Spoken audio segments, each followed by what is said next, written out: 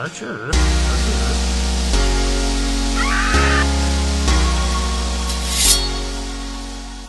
Buongiorno amici, ciao a tutti, sono BC. This is Minecraft. Welcome, benvenuti.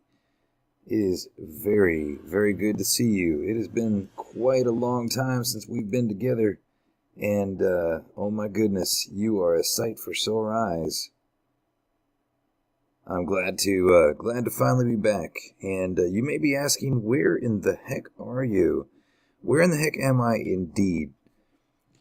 So, I am in a strip mine, and it's a strip mine that, wow, this was built a long time ago, and I accidentally stumbled upon it, and it is way out here in our world. It is en route between spawn and the mesa biome, and I was out here because, and I'll show you a little bit later, but up on the surface, Creepahugga and Zendercraft, he's actually a new member to Plutonium. He's been coming for a little while. He's a friend of Creepahugga, a good personal friend, and so we've invited him to play on Plutonium, and him and Creepa have actually started building a base out here in these extreme hills. And when we were coming out to kind of recon a place for them to build their base, I saw a little tiny entrance opening into the mountainside, and voila, came down this shaft and remembered this here. And black is my color, black is always my station, and I've just been sitting here smelting up some iron. Let's see.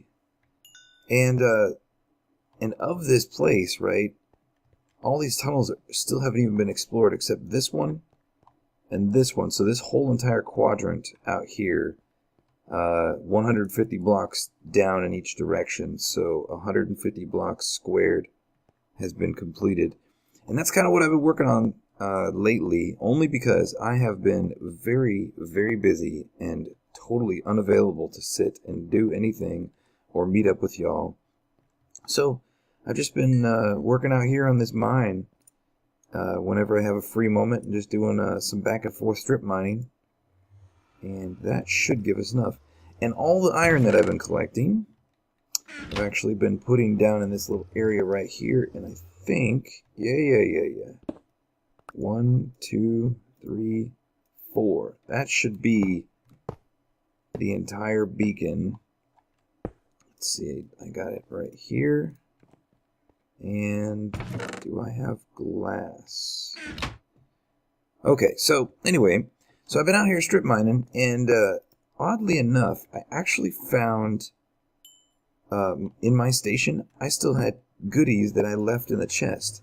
And so you might be thinking, well, BC, why are you, tree grow, why are you just now showing us this? I mean, what's been going on with this in the meantime? What's been going on indeed? So this strip mine here was kind of a booming center of prosperity. We just started using this. Come on, there we go. Nice. So we just started. I created this way back before the whole concept of making a haste beacon and just wiping out an entire area underground, and so once that concept came around, I pretty much abandoned this project. But it was really designed to be completely self-sustained out here. I got all these shafts that go up to the different levels, and the little levels are designed so you can get like gold on one and start getting into the diamonds and so forth. So you got some melons over here. You've got nether wart and a brewing station here. You've got reeds and a enchanting station here. So anything you could ask for, and then some vegetables to just be sustained, and a portal. And then this area over here is common storage. So yeah, lots going on here. So I have been just going back and forth in a couple bits of free time that I've had and doing some strip mining, and I have acquired all of this. Look at this. Oh my goodness gracious. So we have So much good stuff. And I think we've reached the point where it's time to head out. And let me put some of this away. So it's time to head out. We need to make our way back to the real world and get going on other projects that we've kind of like had laying out and about. And I want to talk to y'all about just what's been going on with me. What's been going on with BC? What's he been doing? Where's he been? Why has it been 3 weeks since we made a video together? And look at all this. This is ridiculous. This is way too much. Awesome. I'm gonna have to take some of this. This is fabulous. So, you know, what's been going on with me and what's been going on in my life. So anyway, I am going to, yeah, I think that's all the goodies. I'm going to get myself situated. I'm going to take the Nether. We're going to do the short hop over to the Nether Hub, and I will meet you over there. Alright, so before we completely depart from this area, I just wanted to show you real quick Creeper and Zender's base, and it's up here in this mountain area, and it's looking pretty sweet so far. I know they still got a long ways to go, but there you go. You can kind of start to see it. And right now it's pretty boxy just because it's the overall beginning shapes of it. But yeah, it's going to look really cool as it stands above, and it goes pretty deep down into the ground too. So yes, sir, looking pretty sweet. All right, and I'm back. I made it back to the Nether Hub, and I've already dropped some of the materials that I had in my inventory into the supply chest over there, such as like the obsidian and some of the coal and whatnot. And we're just going to go grab. We're going to go drop the rest of the stuff off over in the ship, and as well as empty out our ender chest and put some of those valuable goodies into their rightful place, so that way our ender chest isn't clogged up and unusable for later. But yeah. Excuse me. So like I said, I've been really really busy, and it has been a whirlwind. Has it been a month already? I think it's been a month of time that has passed by since the last time I was able to chit-chat with you guys. There was a video in the interim, just a quick update video of me in the Nether Hub, and then myself and Thurby playing around at golf, and I hope you got a chance to check that out. Yeah, granted, maybe watching two people play Minecraft golf maybe may not be the most exciting thing in the world. However, I still would like you to give it a looky-loo and give me your feedback and let me know what you thought, simply for the fact that it finally shows off the golf course itself in its entirety, and what it has to offer, and everything about it. So check that out when you get a chance. Let's see. Which one is... so anyway, yeah. So what's been going on the last month that's got me in such a frazzle? Well, I have... Not only have I been traveling personally, but I've also had house guests, and just been doing some just basic visiting and gosh, exploring, I guess you could say. So, let's see. Horse armor. Sorry, I'm such a scatterbrain sometimes. So, let's see. It all started a long time ago. It all started a few weeks ago, actually. I got a... Whoa, that was laggy. I got a extremely unique, once-in-a-lifetime type opportunity to travel down to Africa, and specifically I got to go to the country of Burkina Faso, which if you don't know where Burkina Faso is, if you're not familiar with the continent of Africa, Burkina Faso is a country on the western side of Africa. It is near the Ivory Coast, the Côte d'Ivoire. It's it's right in the same exact area that all the stuff in the news going on right now about Ebola and all that stuff. It's right in that same exact area. So was I down there for something to do with the Ebola? Absolutely not. I was just down there for to kind of check the area out, and I had a really good time. I got an opportunity to do a little bit of exploring. I got to meet some wonderfully great people. Got to indulge myself in some of the culture and partake in some of the food. And I even got to go on a run or two while I was there and just do some general exploring around.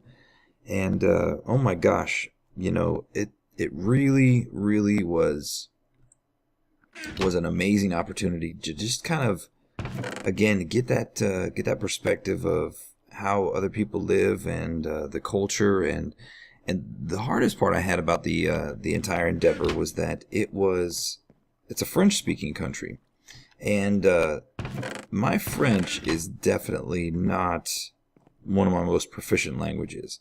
I can speak enough French just to exchange pleasantries and basic rudimentary type communication, but nothing in particular. I think I can understand French more than I can read or speak it, and really I think that just comes with knowing other romantic-based languages. So luckily, for what we were there doing, we had the opportunity to have a translator with us, and he was a really great guy, and he really kind of pointed out some different things that we could do, some markets we could attend, some bazaars we could check out. So got a chance to really do some cool shopping and talking to folks, and it was a really, really amazing opportunity. And oh my gosh, I actually did really well. You know, they always in the States, right, they always warn you, you know, when you go to Mexico, don't drink the water. Well, you know, of course, I think that's the same anywhere, because you got that possibility of parasites and what have you in the water. But had no issues until one night that I took a chef's recommendation to eat a specialty of one of the neighboring countries, and oh my gosh, the next day I was not feeling hot at all. I was pretty messed up, so that really sucked. But it was really quick. I mean, it wasn't. It was just a passing issue. Didn't really affect me for any significant portion of my trip. Oh, I forgot to empty all that stuff out. Well, we'll get to that later. So anyway, so that was good. Didn't get too affected, and everything kind of worked out. So then I got back from Africa, and shortly thereafter, my my aunt from the United States visited, and she lives in the United States, and she was able to come and visit me here in Italia, and we had a really terrific time. I haven't seen her in a very, very long time, and so we got an opportunity to just visit, and she stayed here for, let's see, 1, 2, 3, 4, 5, 6. I'm counting blocks and days. She was here for, I think, 2 weeks total, and the portion that she was able to spend with me was, you know, less than that. I think she stayed about 3 days. But it was really, really awesome to be able to see her again and visit with her. And we did some things that it's so funny when, gosh, you live in a place, and you know, I definitely don't take living here in Italy for granted. I really do enjoy living here, and I think that you know what, I think I just did that wrong. I think I do a very significantly good job of, you know, being immersed in the culture and visiting places and getting out and seeing stuff. But sometimes I think, it's not like I'm here as a tourist. I mean, I live here, so some of the things that maybe touristy type things, I may not necessarily, I may have not necessarily done them or experienced them, and it's not because I don't want to. Just maybe, the times I've been to a big touristy place, such as, let's just say Rome, for example. Maybe I had to go to Rome for business, or maybe I had to go, for other reasons. So I didn't really get the chance to explore around, and it wasn't a big deal at the time because I thought, oh well, I live in Italy, so why get all upset about it? 4, 5, 6. This is gonna be too many. But so it's always awesome when people come and visit, because it really gives me a chance to put the brakes on and kind of go and visit and do things with them, such as the case when my friend Tom visited earlier in the summer. It gives you that opportunity to just say, oh well, let's slow down, and this is the very first time that they're ever seeing something, so let's just kind of soak it in and suck it up and see what there is to behold. So we did some really cool, amazing things that were awesome. They're so simple, but just so fantastic. We were able to go to a olive mill and do a fresh olive oil tasting, and just sit and just speak with the actual I guess owner. I don't know if that's the right word, but the owner, the curator, the woman who, her and her husband own this olive mill and produce all this olive oil that not only ships all over Italia, but it ships to the United States as well. And we get to do almost like a wine tasting, but tasting olive oil that's super fresh, just amazing olive oil. And it was incredible. It was absolutely incredible. Went to Verona. Been to Verona many times. I love Verona. Verona is molto bella. Una città molto bella. And got a chance to go there with her, and that was, of course, it's her first time, and getting to walk around and just kind of soak it in, and that was awesome. And but one of the really cool things that I did with my aunt was we went to Venice, and I've been to Venice. It sounds so first world problems to say it, but I've been to Venice a lot of times. Probably more times than I can count. And it's always for cool reasons too. Like perhaps I have a day off of work, and my wife and we want to go to Venice to grab a panino and just sit in a piazzale and just relax and do nothing. So we'll drive to Venice, and we'll just go and find a little piazzale and a panino and just chill out and relax. But there's always that rush. There's that urgency to kind of get back to life, to get back to make sure we're back in time for the kids to arrive home from school, and there's that there's always that 11th hour that the pumpkin turns back into, or a carriage turns back into a pumpkin, and it's time to go.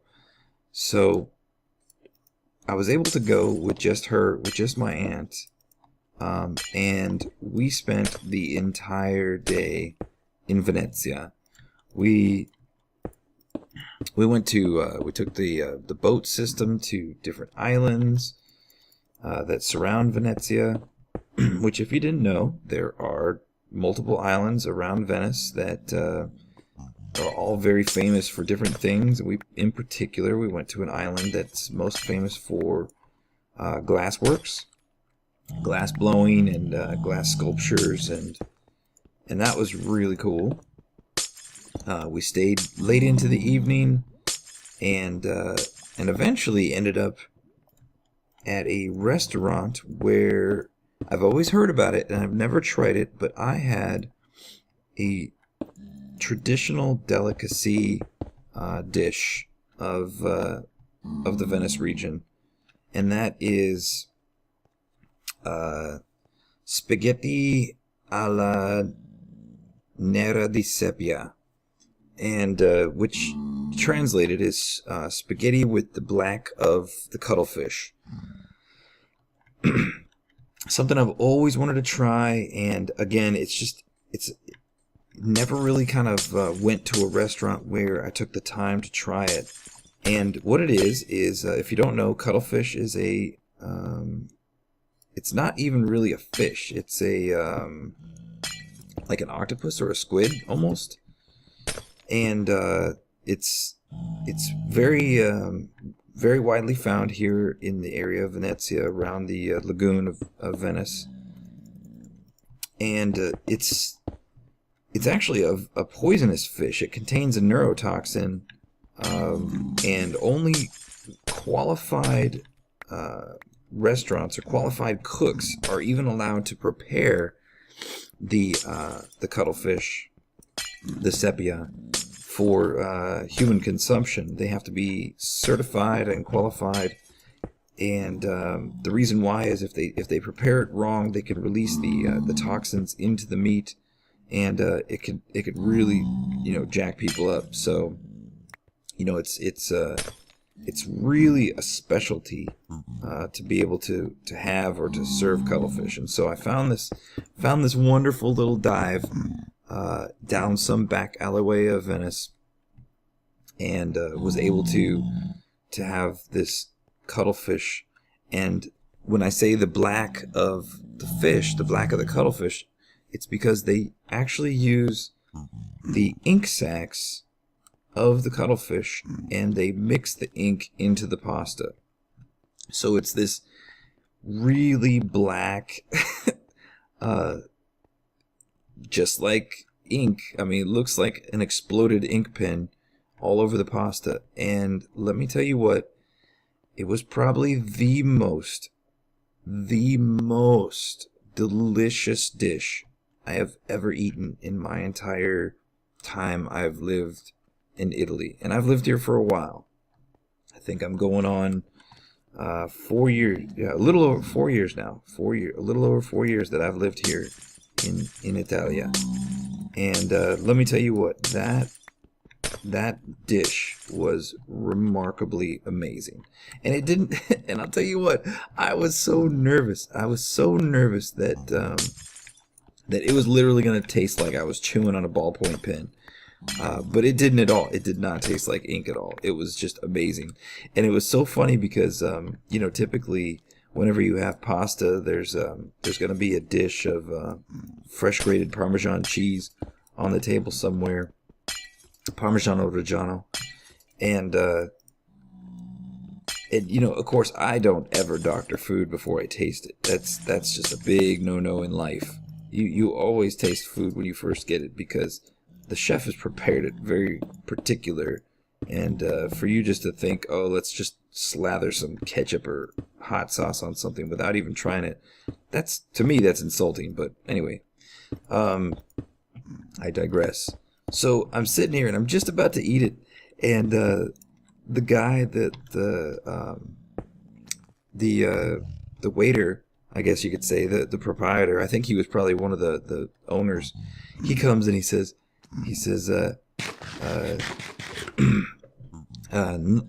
non Parmigiano Reggiano alla seppia. No cheese on the spaghetti. I was like, okay. He's like, I kill you. And we died laughing. I was laughing so hard at the fact that he was just like, I kill you. It was the funniest thing ever. And And I'm not making fun of foreigners, but oh my gosh, it is so beautiful when, you know, you hear people that are talking in language that's not their native tongue, and they're, you know, making certain stresses, and it's just so funny. But anyway, we were just dying laughing.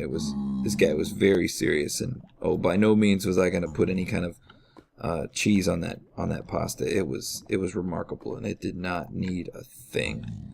So, if you are ever a world traveler and you are in La Regione di Venezia, I highly recommend you have what was it again? Spaghetti alla sepia de nera, a nera de sepia. Really, really amazing, beautiful, beautiful. So then there was a last day that we were able to enjoy before she took off, and another place right up the freaking street that I've never ever been to is Lake Garda, and 1, 2, 3, 4, 5, 6, perfect.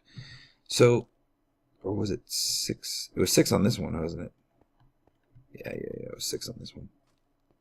So anyway, Lake Garda, Lago di Garda, and Lake Garda is, I think it's the 3rd largest lake in Italy, and it's in the northern part of Italy. It's a cold mountain lake. 2, 3, 4, 5, 6, and there's a small peninsula that sticks out into the bottom of the lake, and there's a little town called Sirmione. And gosh, I think I'm like setting a record for ums. Anyway, Sirmione is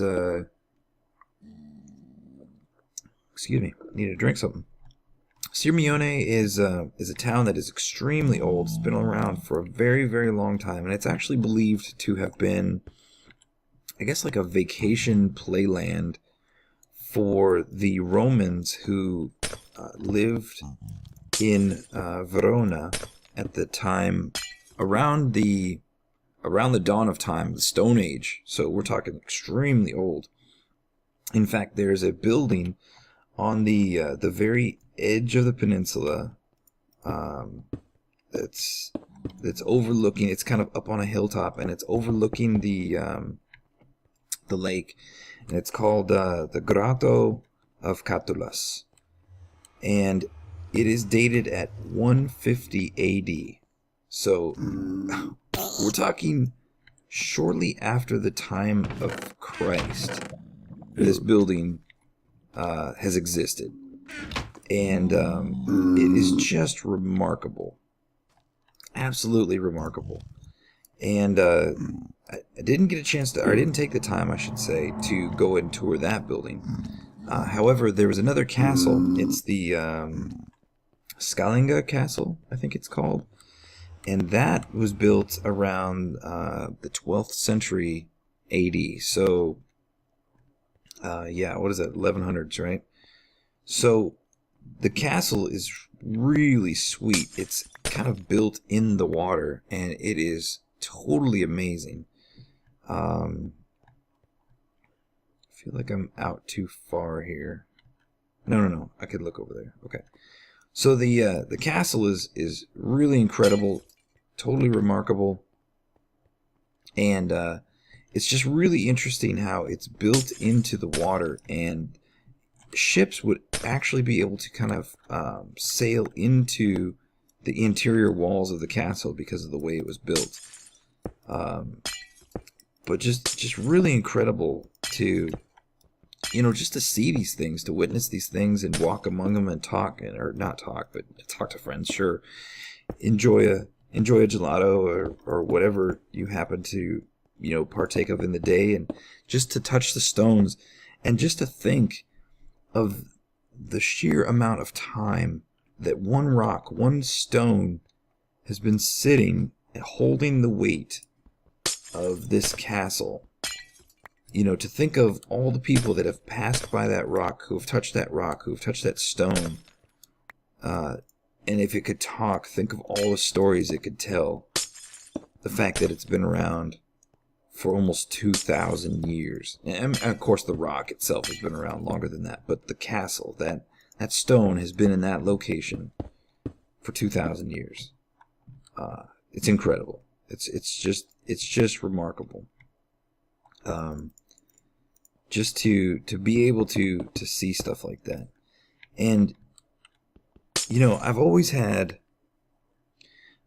I tell you all these different stories about my travels and where I've been and what I've been doing, because I have indeed always had a very diverse, a very appreciative perspective on my place in the world. And I think I've mentioned it before about, you know, just being up on top of a mountain and just, you know, just realizing just how small everything is, how small we are, and how, you know, just how magnificent this, you know, just everything is. Just, I mean, gosh, the world, civilization, people, human beings, the achievements of man, I mean, and women, it's all just completely incredible. And, you know, I've had the opportunity just in the last month, just in the last 30 days, to travel to a third world country, to visit with people who, you know, literally live on dollars a month. Dollars a month. You know, people who are telling me that their paycheck is like $2-3 a week. And they're living, and they're doing and they're happy. They're happy. They want to talk to you, and they love you, and they just, it's all one people, and we're all, you know, we're all on this big ride called life together. And these people, they don't feel sorry for themselves. They don't think they're misfortunate. They just, they're incredible. And you know, then you witness castles that have been around since the dawn of time. And you know, you can't help but think, gosh, those people, the people that were around back then, didn't have much more than the folks that I'm visiting in Africa. And they created a castle. You know, they created things that 2,000 years later are still standing. And it really makes you appreciate the potential of human beings. It really makes you appreciate just how remarkable we as people really are and can be, because you can't discount anybody. You can't say that, you know, people in third world countries are just, you know, bad off and you know, they have no value in this world, because, you know, in 150 AD, everything was third world. So it's just incredible just to think how far we've come as people, and it, you know, what does the future hold? You know, what 2,000 years from now, what are people going to be visiting? What are people going to be seeing and thinking, oh my gosh, this was made 2,000 years ago? It'll be, it's incredible to think. It's incredible to think. So I know I can just sit here easily behind this chair and say, hey, if you have the means, go out and see the world and suck it up and enjoy and live and breathe and just you know, I don't want to sound cliche and say YOLO, but I mean, and it's not about YOLO. It's about, gosh, it's just about your perspective. It's about really identifying yourself and your contribution to the world and where you're at in just the flicker of time in which you live, and think of just think of how majestic and awesome and powerful everything around you is. So that's all. It's deep. I know it's deep, but oh my gosh, it's been an amazing, incredible month. And again, every day I live here in Italy, I appreciate it. You know, walking around, talking to people, talking to locals, and just listening to their stories and learning the language and experiencing the culture. And I'm already getting sad that someday I'm gonna have to leave, and I just don't want to. I just don't want to. Mi piace Italia. Mi piace molto. I like it a lot. So anyway, so that's the end of my my little spiel, and I'm just gonna finish up this little floor here. But anyway, nothing too exciting as far as building goes, but we're getting there. We're getting there, and like I said, again, I've been busy, and apologize for not seeing you and talking with you, but oh my gosh, it's been crazy, and it's been wonderful, and it's definitely been something that I've just been wanting to share with y'all. So I'm gonna leave you now. I'm gonna sign off for now. Please let me know your feedback. Let me know if there's anything that you'd like to share with me, or we could chit chat about, or whatever. You know, get out and see the world. Try something new. Eat some ink-filled spaghetti. It's incredible. It's amazing. Try something different. Try something new. Talk to somebody you've never talked to, and experience something amazing. You never know where, you know, those little things in life are going to take you, and those little experiences, and how they're going to play into the big picture that is you 2,000 years from now. So anyway, I'm going to leave you, amici.